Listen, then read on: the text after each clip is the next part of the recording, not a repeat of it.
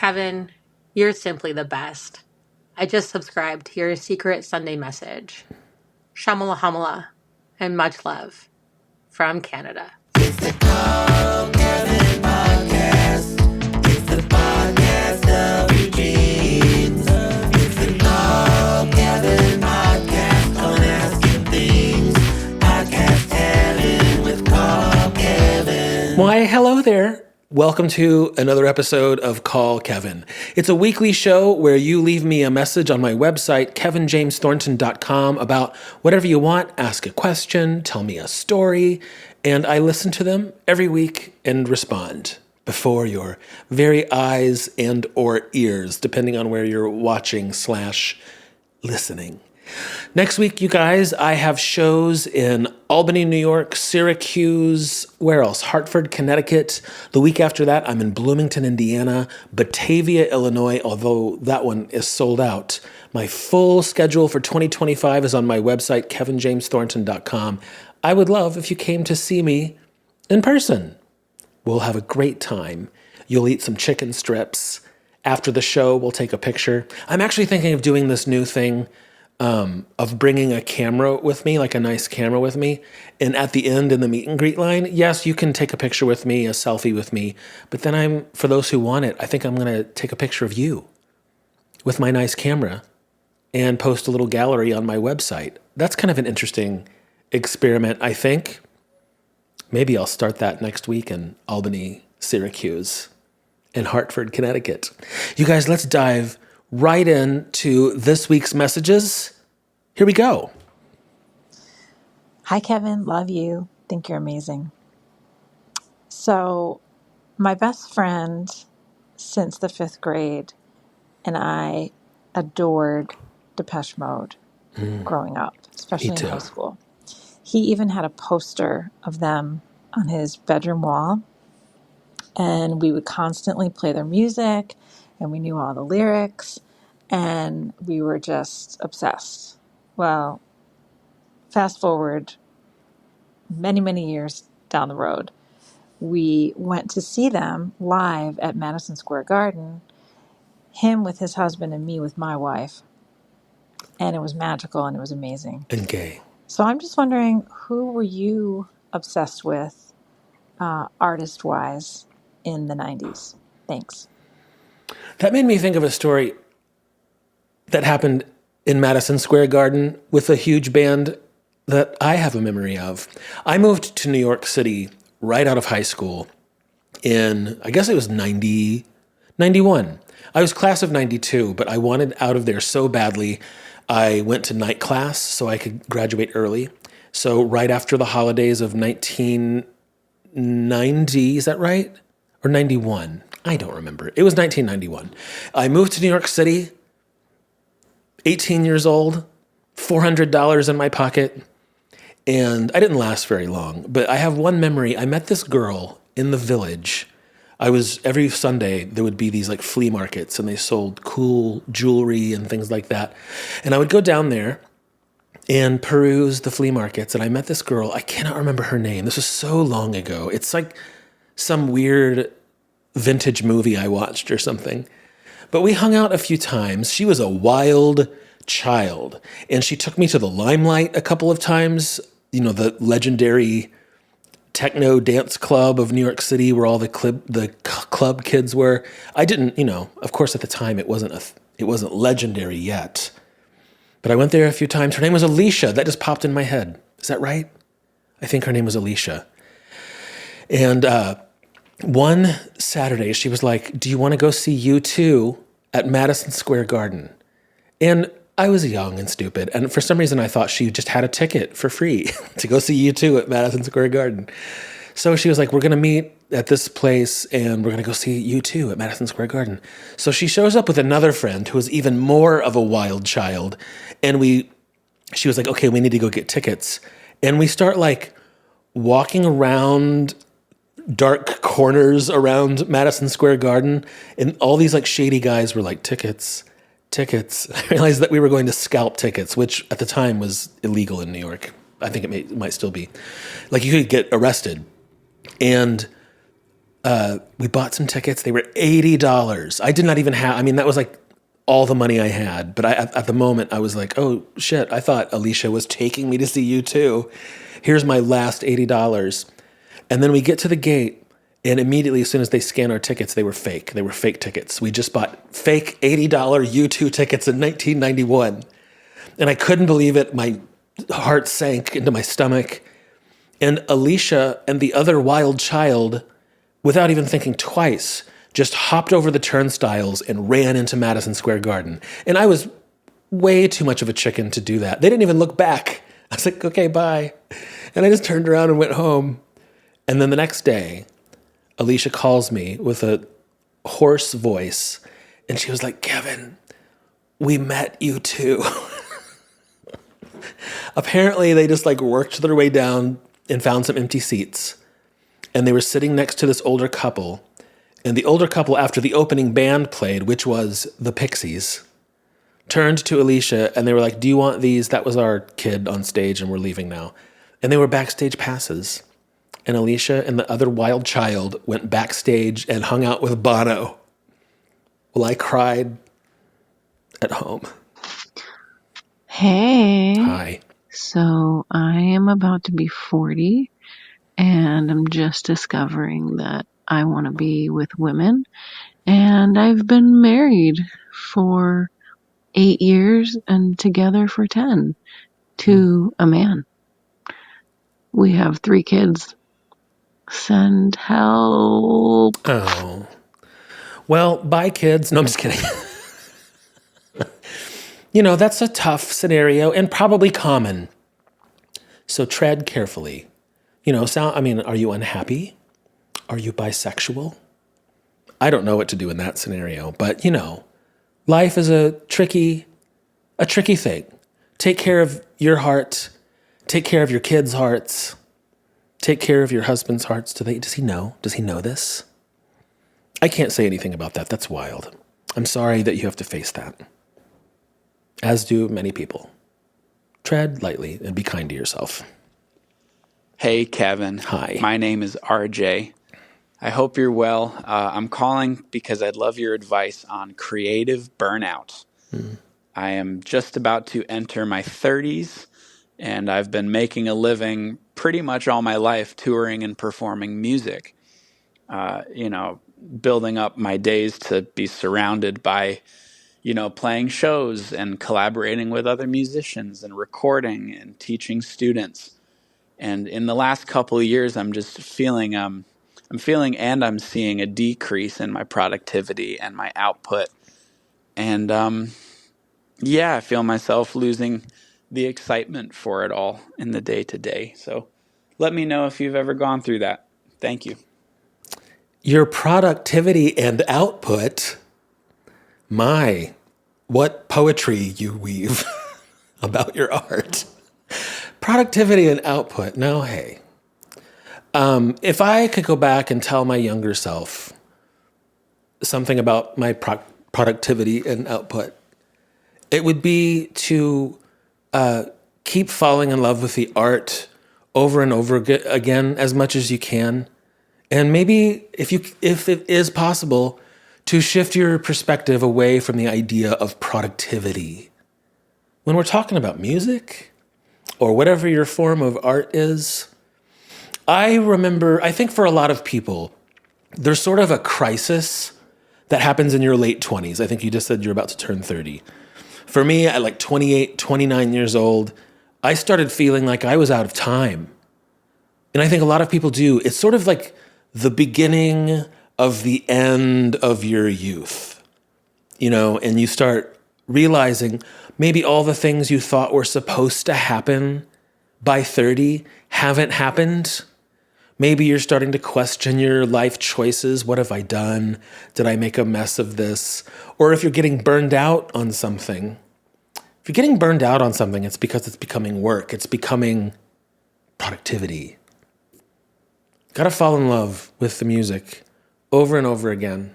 And if you need to take a break or somehow shift your perspective back to the art, I can't tell you how much time and energy I wasted on stressing out about if I was doing the right thing with my life. I got very, very distracted so many times. And I think when you start to slip into that space, it affects your art. For me, I have like early clips of me doing stand-up. And I mean, they're fine. I've posted a couple things online before, but I always cringe a little bit when I see them because I feel like you can hear the desperation in my voice. You know, and for a comedian, that's not what you want. You want them to be relaxed, man. And you could hear, I think, the desperation, the burnout, the fear. Shed yourself of those things if you can. No more productivity. No more output. Just make art. Hey, Kevin, it's Adam. Really enjoying the podcast. Just calling in to answer your question about making friends as an adult. It's a tough one for sure. I'm also an introvert, like like your caller. So for me, what's worked has been basically picking up a hobby. It kind of builds its own sort of community, and you have your own interests. You get to spend time with those folks and build those relationships, and you're all there to share that hobby. So you're all there to seeking building a relationship. And I've always found that to be worthwhile. I moved out to a new city, and that's what worked for me. Really, was just kind of figuring out a hobby that I enjoy, which for me is board games. That's a little corny, but it is sort of its own structured thing. And yeah, it's always helped me, and I do appreciate hearing the stories, and thanks for putting the podcast together, Kevin. It's been great. Thanks. Yeah, a few people have commented on, there was a caller a couple weeks back saying how hard it is to make friends as an adult and how do you do it? And we've had several people leave their thoughts. And a common suggestion is, and I think now that I've thought about this, I think you have to take a class. You have to go sign up for something that puts you like, oh, sorry, loud trucks outside. You have to go do something that engages you with other people. And I think a class or some sort of community thing, you got to go do something if you want to make friends. If you don't, I don't particularly want to make more friends at the moment. I'm busy, you guys. No, you guys are my friends. I love putting my social energy into making things like this for you. And I realize it's just me by myself with some cameras and a microphone. But yeah, I think, once in a while I've taken a class here and there, and that's how I've ended up meeting people. Or you can go get drunk at a gay bar. That's probably not great advice, but you could go get drunk at a gay bar and make questionable friends. Or you could sign up for a gardening class or a cooking class. And this is why I said last week or the week before that's why I think church is appealing to some people, because it's a weekly thing, or more than weekly if you want. You're engaging with people about something, with something. Get out there and take a class, kids. You are listening to the Call Kevin podcast. This week we got a lot of messages that were just thank yous. Many, and I listened to all of them. I want you to know that. We were filtering. I keep saying we, like there's someone helping me with this show, and there's not. I don't know why I'm saying we. There's no we. It's just me. I lightly listened through the messages. I try, to get a sense of what I've got. There were a lot of thank yous this week. And at first I was like, well, no one wants to hear a podcast of people just saying thank you, Kevin, over and over again. But I was like, you know what? Maybe they do. I'm going to play a few of them. Here we go. Hey, Kevin. My name's Trisha. I live in Arizona. I have been so inspired by your messages and your videos over the last few years. And honestly, like, as polarizing as things are these days, it's very easy to feel negative and distraught and just feel like there's no hope in sight. But I'm so grateful for your messages, your laughter, your kindness, and your humor. It honestly just makes my week. And now that you have your Sunday messages and your podcast, it touches my heart in such a way that it gives me a lot of optimism and hope, and just keeps me kind of moving forward. So I love your podcast, and I'm so excited to get to see you on tour soon. But thank you for all that you do and making just everyone's lives a little bit better with your positive messages and just being you. I am so grateful for that. Thank you so much. You're welcome. What's Kevin, up? you're killing it. Just keep going. You brighten up so many people's world, and you are really creating something special. Don't ever stop. I don't think you will, and just keep this train a rolling. Thank you for brightening up my day whenever I read your newsletter or see your videos pop up on my feed. Thank you so much for everything that you've shared, and thank you for being you. This is remarkable. I too was a kid in the 90s. I love your stuff. Stay strong and I don't give love your up. stuff. We're listening. We're here. We're with you. Kevin, you're killing it. Oh, wait, we heard that Just one already. I just wanted to say thank you for your email and your podcast. It's a bright light in a dark world, and I don't know. I really needed it today. Just thank you for all that you do, and it's hard. The world is getting scarier every day, but people like you make the world a better place. I posted a thing a few days ago on social media that basically said to stop gazing at the dumpster fire, regardless of how you feel about things in the world. I feel like all of us feel the temperature rising or things coming unraveled in some way. And for a lot of us, it's understandably scary feeling. I made this video that said it's okay to stop gazing at the dumpster fire. And I ended up taking it down because most people were with me, but a handful of people interpreted that as me saying, just stop paying attention and everything will get better. La la la la, close your ears, la la la, just don't look at it. And that's not what I meant. I think that when we go through periods in the world where things are scary, or if we see other groups of people experiencing harm, big scary things happening in the world, I think for some of us there's a tendency to punish ourselves, like don't look away. How dare you look away when things are this important, when things are this heavy? Watch it 24 hours a day. Don't you dare look away. And I understand that, because what else do you do? If you feel overwhelmed and powerless, it's hard to look away. But I think that it's important that you let yourself look away, because on a particular evening, if you're just stressing out, doom scrolling, what are you accomplishing? What are you making better in the world? You're just sort of emotionally punishing yourself, and it's okay to not do that. Yes, show up when you need to. Yes, vote. Yes, support people who are less fortunate than you. Use your privilege to protect other people. Absolutely. And simultaneously take care of your heart. It's important. You won't last very long if you don't. And the other thing is, guess what? You don't know what happens tomorrow. And I think that's part of the doom scroll.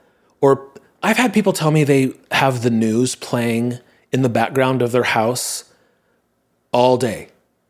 Turn that off. Don't do that. I'm not saying tune out, But when you are that plugged in, it just wears you down. You might be less likely to show up when we need you. It's okay to let yourself have some peace. It's your life. It's your little precious life. You got to try and find some enjoyment when you can. And you don't know what happens tomorrow. Who knows? Who knows what happens tomorrow? Hi, Kevin. My name is Paula. I'm from Colombia. And I was also a Christian for like my late years of high school and early 20s, maybe. We go to college very young here in Colombia. I really love your videos. I really relate to all the content when you talk about your experiences in youth groups in church, and it's very fun to me. I'm no longer a Christian either. Actually, quite the opposite, like you did. Thank you so much for your content. I just subscribed to the newsletter, and there's a lot of us following you.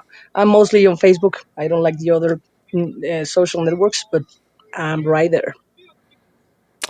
I am so taken aback how many international messages we got this week. I don't know why I'm saying we, me. No one's helping me with this show. It feels more like a show if I say we. People from all over the world having similar experiences and tuning into my Secret Sunday message. If you don't know what that is, every Sunday I send out a very thoughtful, quick, easy to read email. The sign up is on my website, kevinjamesthornton.com, along with the record button if you want to leave a message for this show. But if you want to sign up for the Secret Sunday message, head on over and join people in Colombia, in the UK, in France, all over the world. Hi, Kevin. It's Paul. And I just want to tell you, you are an awesome fucking dude. Oh. I love all of your work. Some of your short things, particularly, have an odd tendency to turn my day on a dime. Whether they're funny, whether they're pensive, whether they're poignant, they can instantly turn my day into a safe space, no matter what sort of stress is happening around me. I sent you a picture of my kitty, Wahuhi, a handsome devil. You may have noticed that. And I also just wanted to thank you so much for the insight that you bring to the work that you do. About a week or so ago, you did a short piece talking about how hard it was to reconnect with some of your college friends from the 90s. I have let go of all of my college friends from the 90s, except for maybe 2 or 3 women. But definitely all of my men friends are long gone. I was a damaged child. They were damaged children. And they had a tendency to be predators, frankly. And along that line, let me talk about prom dates, because you also did a thing about all the proms you went to. I never went to a prom. The one prom that I was planning to go to was my junior prom in high school. And my plan was to ask one of my best women friends who I had known since elementary school, and we'd been through elementary school, middle school, and high school together, and I wanted to ask her to junior prom. But I thought, well, I'm not just going to come up to her in the middle of class or in the lockers or at lunch and do it. I'm going to make it part of an organic date evening. I'm going to ask her out. We're going to go to dinner and a movie, and then I'm going to see how it goes there and ask her to prom. One of my best guy friends at the time somehow talked me into coming along on the date, selling it that I would be on my A game, I would be relaxed if he was around, and I would really impress this girl. You can see what's coming. I didn't help matters by selecting that classic romantic date movie, Pink Floyd's The Wall. They were making out in the theater next to me, in the seat next to me, before the end of the movie. And then I proceeded to drive them around while they made out in the back of my car for a better part of an hour before I finally kicked them out of my car and made them walk home. So there you go. What does not kill me makes me more like you, Kevin. Thank you. So have I talked about this on the show? I was saying that it's difficult for me if there are people who only knew me basically during my college years, it's hard for me to reconnect with them because during that time I was really a mess. I didn't know then, but looking back, I now understand that I went through sort of an early version of conversion therapy before college. And when I showed up at college, all of that awfulness was all over me. And I said I felt like a damaged child. And I was in college for maybe 5+ years. I really stretched it out. But through a lot of that experience, if you knew me, you just saw my trauma, I think. You saw what a wreck I was. And then, I moved on in life and time healed wounds, and I don't feel like that person anymore. But if I see someone, or if I try to hang out with someone who only knew me in like 1997, 98, 99, I feel like they still see me as that kid. Or worse yet, if they even sort of say something as if I were 1998 Kevin. It's kind of awful feeling. So I do find myself avoiding interaction. But the ending of that story where you're saying you took friends to the movies and they made out the whole time and then made out some more while you were driving them around, that's such a common, like, college age experience. And it's just stuff you would not put up with today. Can you imagine if you were like out with friends and then they started making out in your back seat and you would pull over immediately and be like, get the fuck out of my car. What are you doing? But you put up with that stuff when you're 18 because you don't, or 19, 20, because you don't know how to stand up for yourself yet. You don't know how to ask people to treat you. You don't know that yet, which is another reason it's kind of difficult for me to hang out with people from that era. Because to be honest, sometimes I'm like, what did I ever see in you? You put up with things that you wouldn't know. I'm so vastly different. Maybe I say that. I wonder if I really am that different than when I was 20, or if I just need to see myself as different. I think I'm different. If you'd like to make a call, please hang up and try again. This would be a great time to mention our sponsor for this episode. This episode is sponsored by Strings for Hope. It's a cool little jewelry store in Nashville, Tennessee, and they have Message and a Heart. This is from their website. Established in 2010, Strings for Hope is a survivor-led organization that has dedicated the last decade to making a positive impact on the local Nashville community. By upcycling secondhand musical strings, we create job opportunities for individuals overcoming substance abuse, disorder, domestic violence, and human trafficking. At Strings for Hope, we believe that economic opportunity is key to disrupting cycles of abuse and exploitation. Whether survivors seek long-term employment with us or view it as a stepping stone toward their goals, we provide a trauma-informed workplace with ongoing training, assistance, and dignified wages. Our products embody the spirit of Nashville, kind, creative, and deeply musical. We take pride in contributing to our community and transforming the lives of survivors within our city. You guys should go to stringsforhope.com and check out their jewelry. It's really cool. It's made from used guitar strings with a purpose. And they don't look like guitar strings, most of it. It's really neat what they've done. If that sounds like your jam, go check it out at stringsforhope.com. If you need help, hang up and then dial your operator. Thank you. Hey, Kevin. Hi. This is my morning sleepy voice. I would love to know how you like Akron. Tell us about the good parts, the bad parts, the in-between parts, like the food, things to do, nature, stuff like that. I live in Los Angeles, and it's kind of time to go someplace else. And why not the middle of the country? But I'd love to know more about it. Safe travels and all that. Take care. Bye. This caller said Akron. It took me a second to realize what they were asking about. I recently moved to Cincinnati, Ohio. Akron is another town in Ohio, but I realized they were asking about why I moved to Ohio. Why would I do that? Cincinnati? I really love Cincinnati. And specifically the neighborhood that I'm in right now, it's called Over the Rhine. It's one of my favorite little neighborhoods in the entire world. If you know my story, a little over a year and a half ago, my partner and I separated. Has it been that long? Has it been longer? Coming up on 2 years? God, time is weird. I moved out. I'd lived there with him for a decade.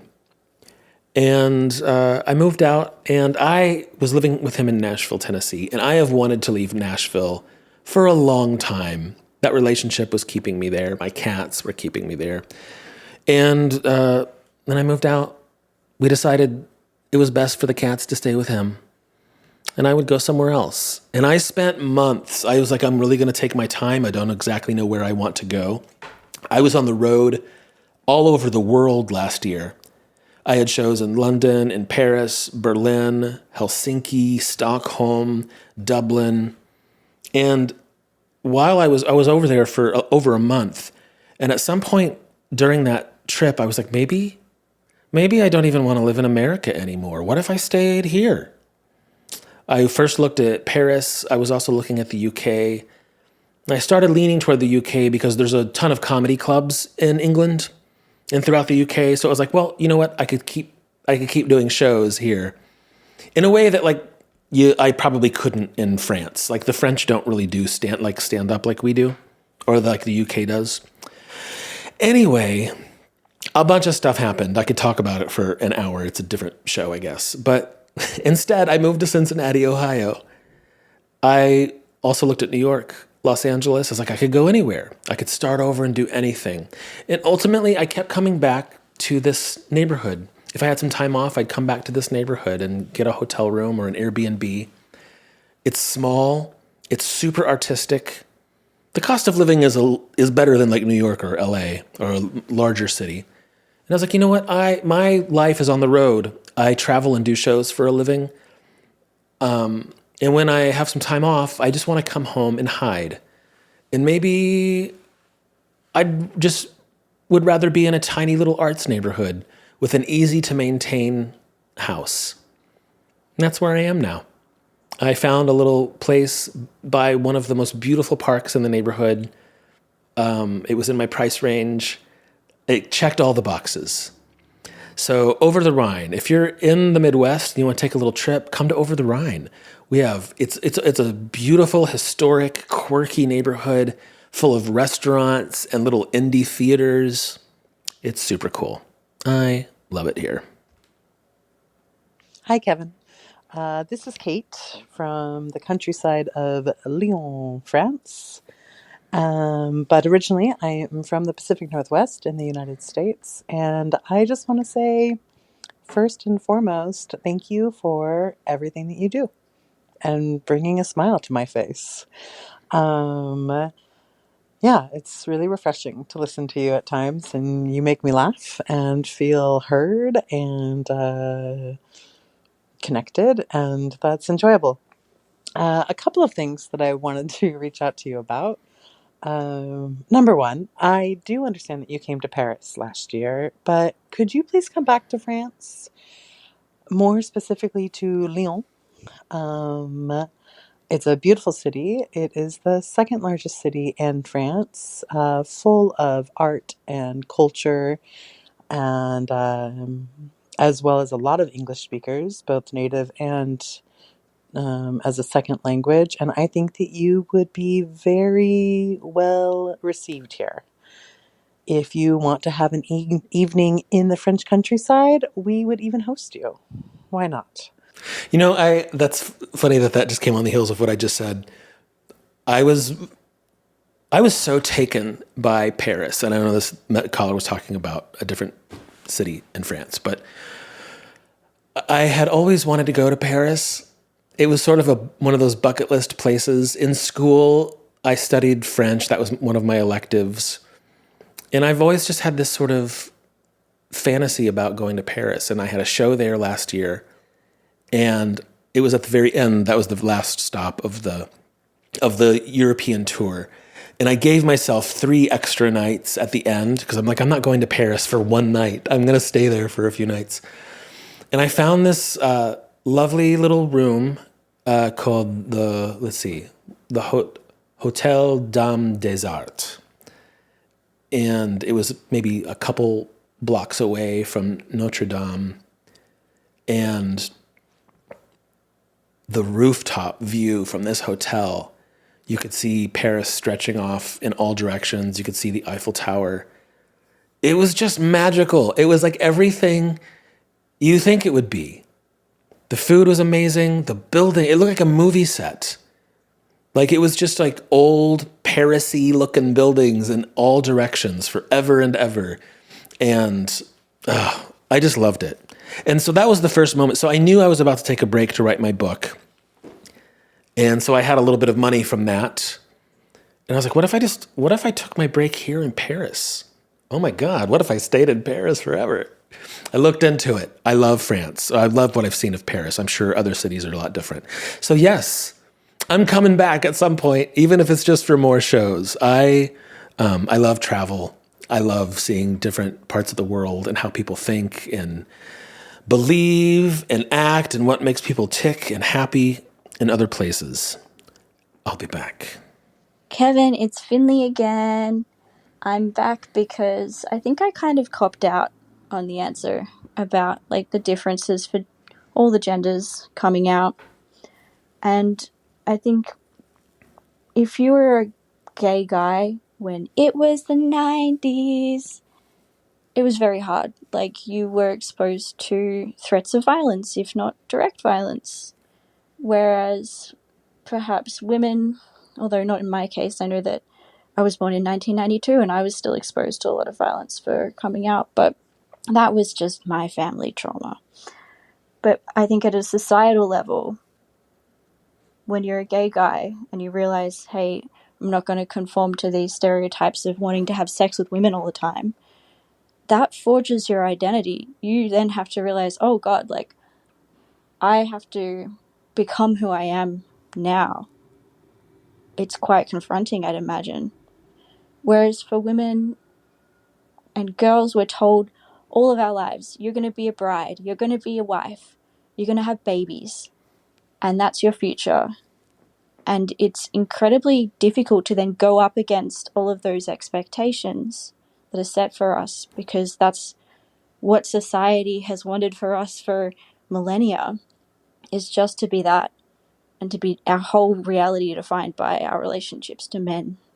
And having the experience of coming out, you get told a lot, oh, well, you just haven't met the right man yet, or you're just confused.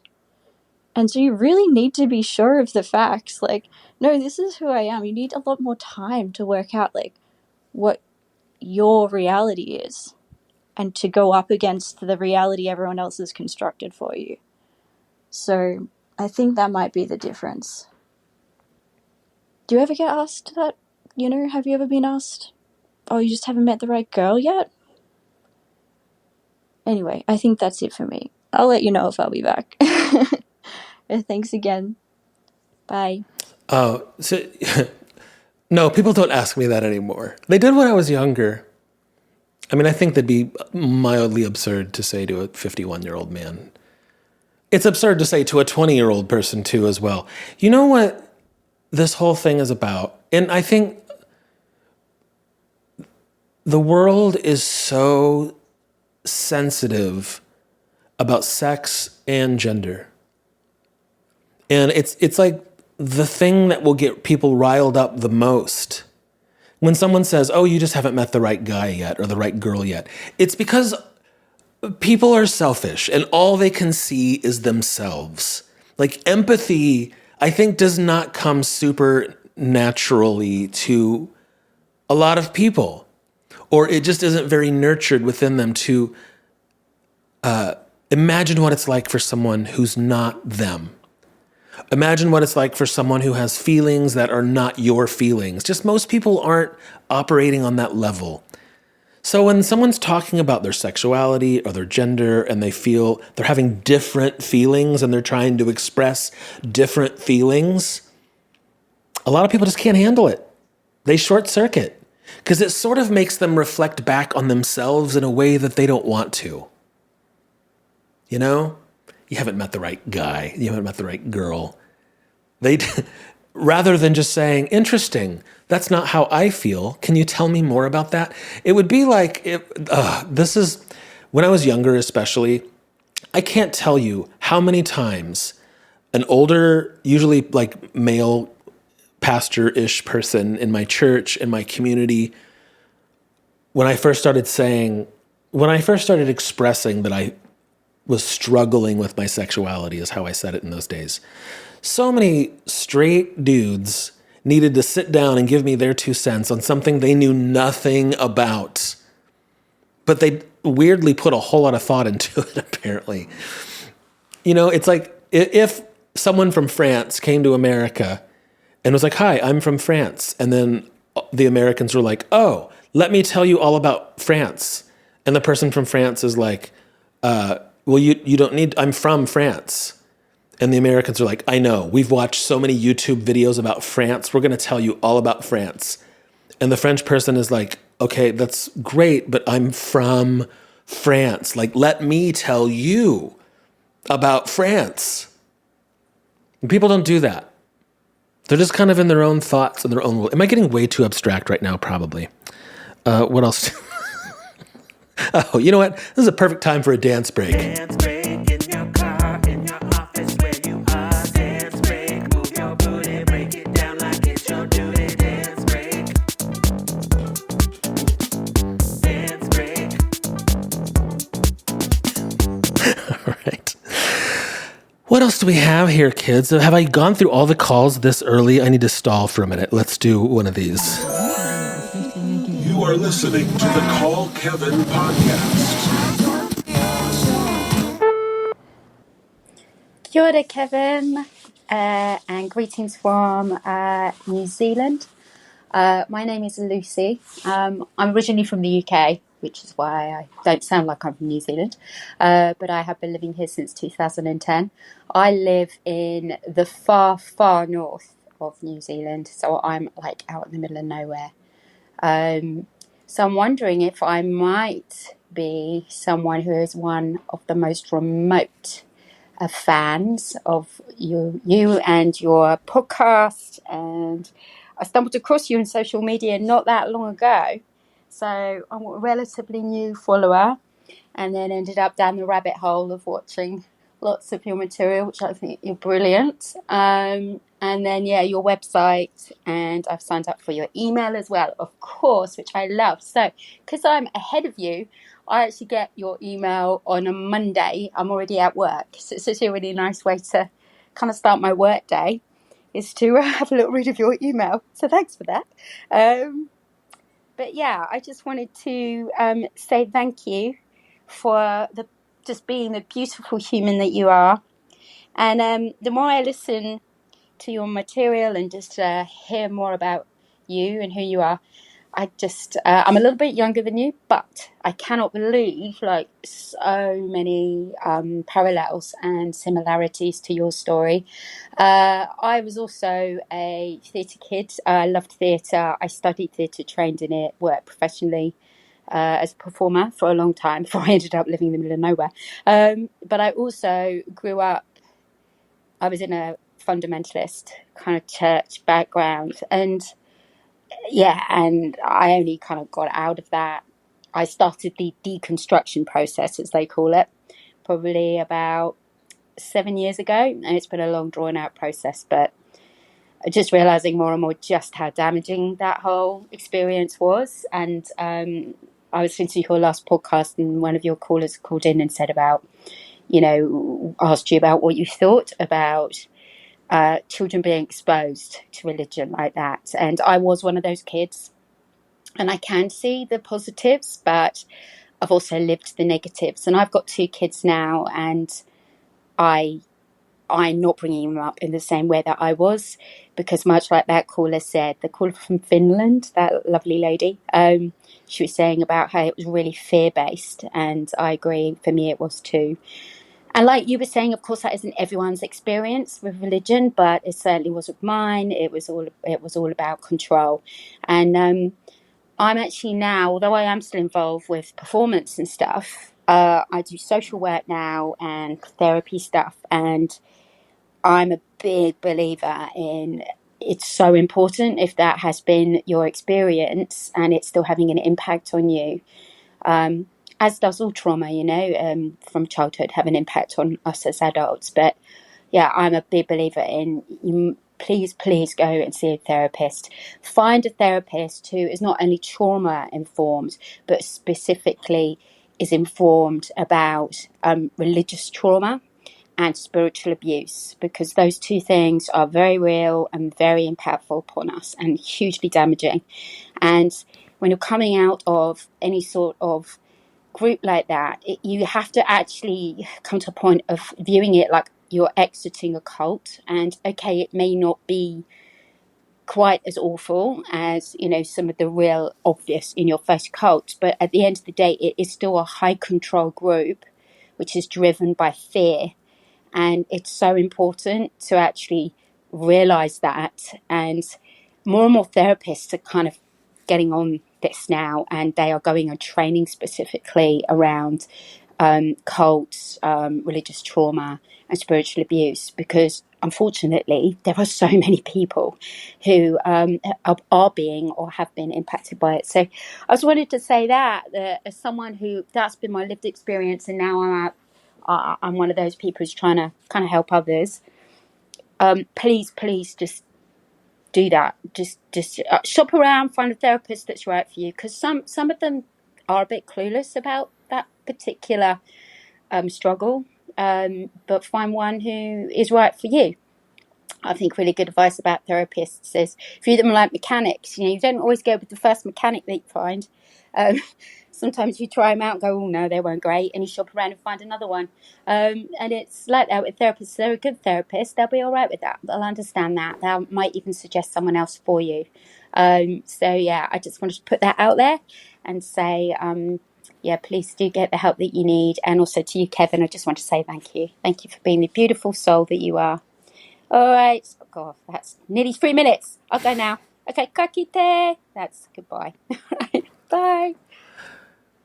I've said whoa, that was weird. Did you hear that? Sounded like there was reverb on my voice. I've said before, I'm Generation X, and we didn't have even a concept of going to see a therapist when I really could have used it probably. I feel pretty whole and balanced and together today, but I've said often that I could have got here a decade sooner with therapy probably. But I didn't. When you just said the thing about treating it like exiting a cult, I've thought more than once how different a person's experience can be in a thing. Like I had people right alongside me in those days in the same church, in the same youth group, who do not feel traumatized, who do not feel like it was a cult. I've had a couple people reach out to me over the years like, Kevin, you're talking about our church like it was a cult. And I was like, I guess for you didn't have the experience I had. We're all kind of taking our own private selves into these worlds, and you hear things in different ways, you take things to heart in different ways. Maybe you're more susceptible to the manipulation in ways that other people weren't. I'm sure there were people in my youth group who were there because their family was there. You show up, you do the youth group thing, then you go home and live your regular ass life. I didn't do that. I got emotionally fully sucked in. And I took it home with me, and I cried about it, and I hated myself about it. And then I went to one of the pastors and laid my heart open and vulnerable in a way that I'm sure lots of people did not. So totally different experiences in the exact same circumstances. It's wild. Hey, Kevin. My husband died a year ago, unexpectedly, of cancer. We were only 33 when it happened. And we were such a happy couple, and we were so in love. And I've learned over the past year how strong I can be and how I don't need him. I never needed him. But God, do I miss him. I miss him so much.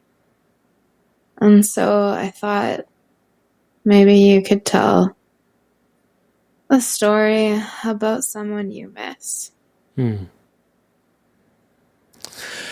Oh. I personally have not yet lived through losing someone forever in that way. I know it's coming eventually. I just somehow have not yet. And I know it's a part of the human experience. Oh God, I'm sorry. It's so young. Someone that I miss, I find myself looking back over all the people I've known, all the people I've loved, and who've loved me back in some way or fully, and then lost, through breakups or circumstances or life. I had this dream when I was leaving my partner a couple years ago. And God, that was like at that point, it still was a huge deal. It was a huge deal. I spent 10 years of my life with that person. I thought that's who I was going to be with forever. And then things changed and things faded. And we decided that was not for the best anymore. And I had this dream one night where I was in some sort of weird science experiment, like in a laboratory. And one by one, every single person that I had ever loved came into the room and sat in a chair in front of me. And for the experiment, somehow they had wiped both of our memories of each other completely. Like in the dream, I somehow knew that was what was happening, but simultaneously sitting down in front of every person that I had ever loved. And they'd wiped our minds, so we had no recollection of each other. And the experiment was we had to stare into each other's eyes and hold each other's hands. And then like this overhead voice was like, how do you feel? What are you feeling right now? As I'm staring into the eyes of people that I had lost, not in a death way, but just in, a moving on in life way. And it was such a weird dream. And the last person was the person I broke up with a couple years ago that we spent 10 years together. That was the last person in the experiment. And I stared into his eyes, and I remember it was my subconscious expressing like, every person, like this, here's this man who's going to fade into my history. And it's so sad. Like it has to happen. It's a part of life. But it's so incredibly sad. I don't want him to become a memory. I don't want him to become a part of the pages of my history. He's too important for that. It's so incredibly sad. I'm not trying to end every episode of Call Kevin with like a heartbreaking moment. It seems to be trending that way though. Caller, thank you for sharing that with us. That was so profoundly personal. And I hope that you find a lot of peace and happiness in your future. Guys, that brings us to the end of another episode. Thank you so much. Sign up for the Secret Sunday email if you haven't. Leave a message for me at kevinjamesthornton.com. And while you're there, check out my tour schedule. Come see one of my shows. Hope you have a great week. Bye. It was the